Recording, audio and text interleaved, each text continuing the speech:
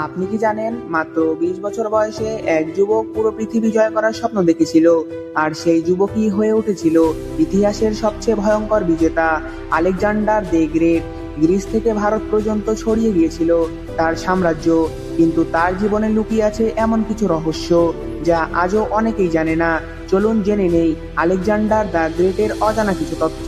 আলেকজান্ডারের শিক্ষক ছিলেন বিশ্ববিখ্যাত দার্শনিক অ্যারিস্টটল। ছোট বয়স থেকেই সে পড়তো দর্শন, চিকিৎসা, জাতিবিদ্যা, এমনকি যুদ্ধ কৌশলও।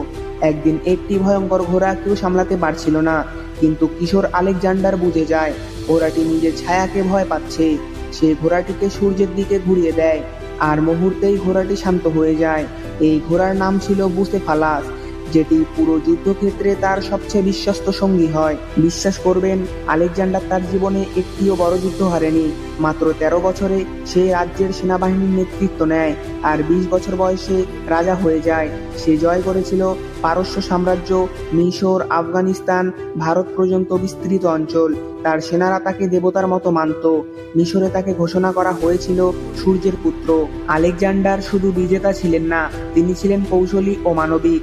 যে শহর জয় করতেন সেখানে স্কুল, হাসপাতাল এবং লাইব্রেরি তৈরি করতেন।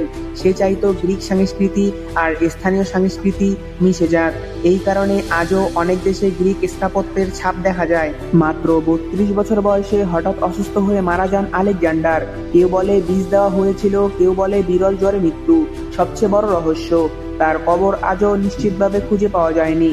ভাবুন তো, এত বড় সম্রাট, কিন্তু তার সমাধি আজও অজানা। মাত্র 12 বছরে সে তৈরি করেছিল ইতিহাসের সবচেয়ে বড় সাম্রাজ্যগুলোর একটি, কিন্তু সময় তাকে দেয়নি দীর্ঘ জীবন। আলেকজান্ডার দ্য গ্রেট প্রমাণ করে গেছেন বয়স নয়, সাহস আর স্বপ্নই মানুষকে মহান করে তোলে। আপনি যদি আরো এমন রহস্যময় ইতিহাস জানতে চান, তাহলে চ্যানেলটি সাবস্ক্রাইব করুন। সবাই ভালো থাকুন, সুস্থ থাকুন। আসসালামু আলাইকুম।